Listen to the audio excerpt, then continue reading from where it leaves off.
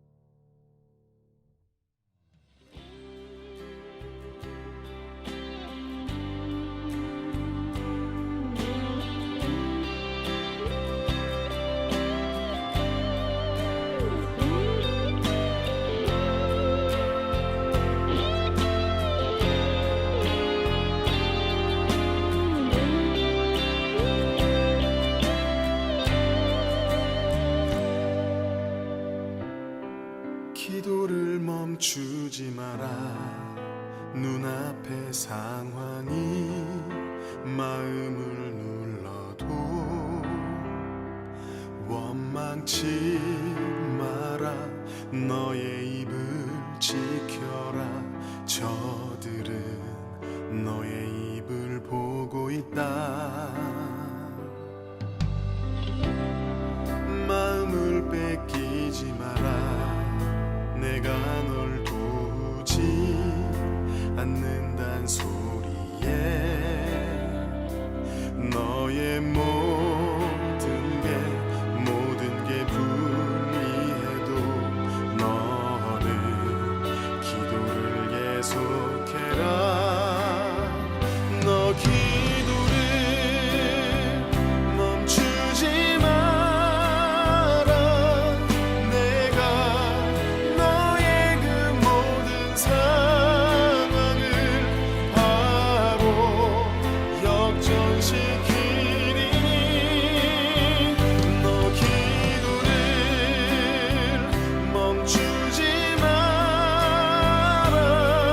내가 잠시도 쉬지 않고 모든 걸 지켜보고 있으니 바로 역전되리라.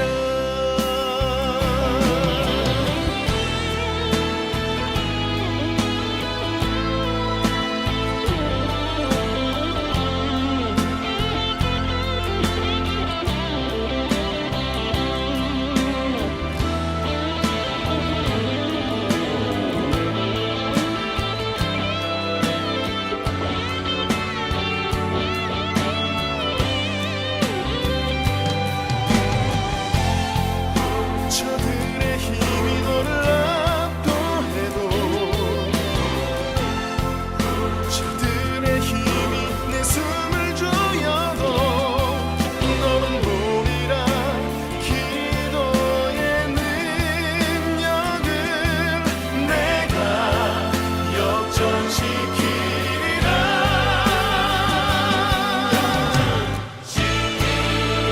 너 기도를 멈추지 마라. 내가 너의 그 모든 상황을 바로 역전시키리니 너 기도를 멈추지 마라. 내가 잠시도 쉬지 않고 모든 걸 지켜보고 있으니 너 기도를 멈추지 마라. 내가 너의 그 모든 상황을 바로 역전시키리니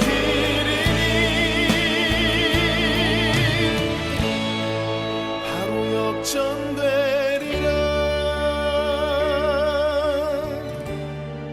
바로 역전되리라.